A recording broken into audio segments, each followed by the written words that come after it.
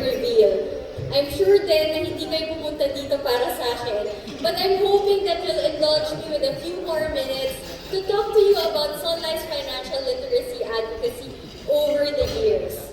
Now, just to give you a bit of trivia, alam niyo ba that Sun Life was the very first financial services company in the country that launched a multimedia financial literacy campaign? Those who were with us back in 2008 might have remembered it. Now, the inspiration behind that campaign was very simple. In fact, it was at the height of the Asian financial crisis. It was at the height of this financial crisis. It was back in 2008.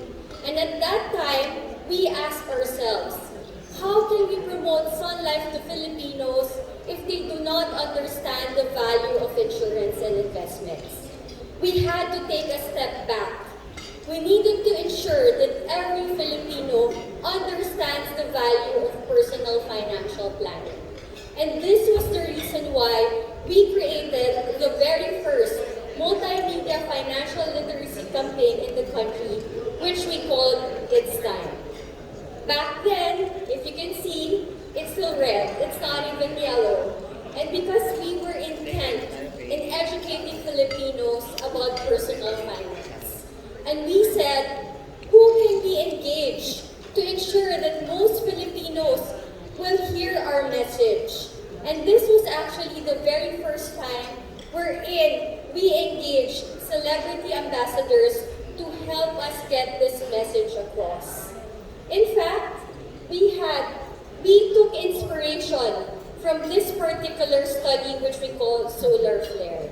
Solar Flare is actually a client research that asked Filipinos what their financial concerns were, what they were most worried about, and where do they need help on.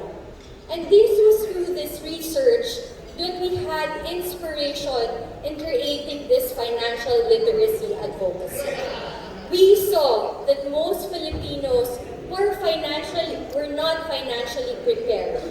We also learned that most of them are financially insecure.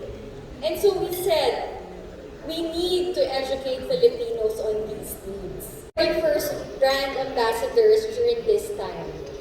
We had then not yet the Senator Bang Aquino talking about the need to invest even in small amounts, and eventually it will build over time. We also had Pia Magalona, a policyholder, along with his husband, renowned rapper Francis Magalona. It was unfortunate that Francis passed away due to an illness, but because of the benefits and proceeds of Francis M's life insurance policy, the family was able to sustain their future. And luckily, we also had the privilege of welcoming Piolo Pascual, our very first celebrity ambassador. At that time, Piolo was engaged with Sun Life on a charitable activity and an event. But as we conversed with him and what he wanted to do with Sun Life, we discovered that he was the perfect ally in our financial literacy advocacy. Your financial goals. What are you most concerned about? What are you trying to do for the future? And probably these financial goals are similar to yours. They're thinking about building their emergency funds, building it up again to ensure that they can sustain their families. They're thinking about growing their wealth, investing money to ensure that they have something to provide for their children and their loved ones. They're also looking at their health. Because of the pandemic, they've realized the importance of being protected against critical illness. Apart from that, of course, they would want to stretch their income to ensure that their everyday financial needs are being addressed. And so these financial goals, all of these may be similar to yours. And so I ask our friends from the media, please be our allies also and helping spread the word about being financially literate. We launched Sun Legacy. Sun Legacy provides lifetime guaranteed cash benefits to stretch the income of our policyholders. We have Sun Max Select Bright, a protection and investment product that actually provides non-guaranteed financial values that they can redeem at a certain point in time. Apart from that, the Sun Life Prosperity Bond Fund, which is a mutual fund that can also help Filipinos invest for only a small amount. Imagine, for as low as 1,000 pesos, a Filipino can already start investing. And all of these financial solutions or product solutions that Sun Life has, all of these can be availed through our financial advisors. It's the first thing that they will talk to you about. And so, we're very fortunate to have brand ambassadors as allies, not just our financial advisors. Piolo Pascual, who is very well loved in the Philippines. In fact, we just launched him again today in an event with our financial advisors. He has been highlighted in most of our brand campaigns. In fact, when we talk to Piolo about his own personal financial plan, he will tell you that he has around 10 life insurance policies with Sun Life. He has been a long-time client, and these policies address several of his financial needs, from liquidity down to protection and health, and even accumulation and growing his money. Apart from that, we also have Mateo Guidicelli as an ally. His very first campaign with us was called Slam the Scam. It was meant to educate Filipinos against investment scams. And this was a very successful campaign for all of us because it also cemented Sun Life's position as a financial literacy advocate.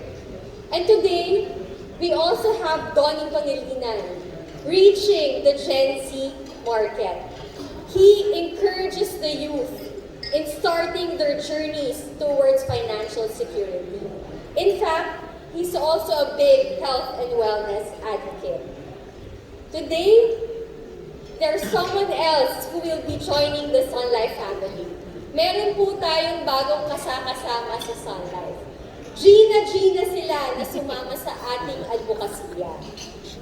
Sino kaya ito? Do you know? Guesses! Who are the guesses?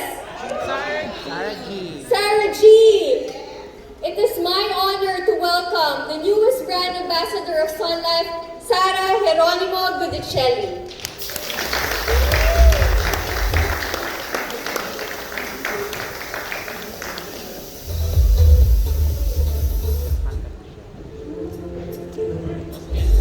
Love, thank you for helping me become a brighter version of myself. Thank you, love, for supporting my growth. Thank you also for showing your world where you and I can build a brighter life.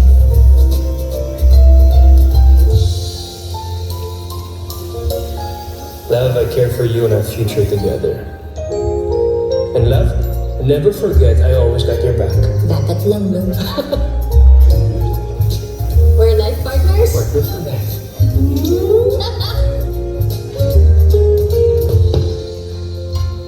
Love, with you, it's more than a happy ever after. No. It's happy even after.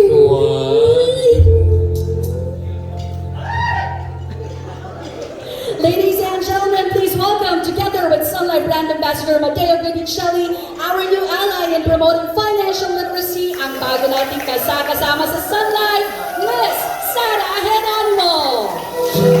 Hello! Magandang hapon po. Magandang hapon, everybody. Baby, Magandang lalaki ang asawa ko. welcome to the Sun Life family. Thank you. Come. Everybody, magandang hapon po sa inyo lahat. Good afternoon. Parang nahihiya akong pumasok kasi para ako nakakastorbo. A round of applause, ladies and gentlemen, for our new brand ambassador, Miss Sarah Geronimo, and of course, our longtime brand ambassador, Mr. Mateo Guidicelli. Have a seat. Sabi ko, love, I've been with Sun Life for 8 years, and I started from, kumbaga, not knowing anything. And Sun Life has really developed my knowledge about finances and investing and all these things. So I'm Galing mo nga, very thankful. baby. No, Hindi ka ang galing ng nagtumakbo. Ang galing talaga ng Sun Life because they guide you throughout the years and every step of the way they guide you. So maraming salamat sa Sun Life, and love, welcome to Sun Life. Thank you po. And Maraming let's start salamat with the question. For the trust. Thank you. No, talaga po maraming salamat po for the trust. Salamat po. Select provinces in Iloilo, in Quezon, in Batangas, also in Metro Manila. So I hope you join us in those road trips. Apart from that, we're also coming up with another campaign with Mateo. So saka na muna yung Slam the Scam, but for now, what we have with Mateo is what we call the Easy as ABC campaign. This campaign shows Filipinos how easy it is to invest online for our Sun Life Prosperity Funds. Remember, as low as 100 pesos, you can already start investing in our mutual fund account. Apart from that, of course, these activities are innovative ways to help engage Filipinos in their journey towards financial security. So we really hope that you join us and you spread the word about these activities that we have in store for all of the Filipinos. As you see, we really aim to challenge and innovate so that we can enjoy a lot of our kababayans to start their journeys towards financial security. Again, thank you so much for being with us today and helping us telling our story.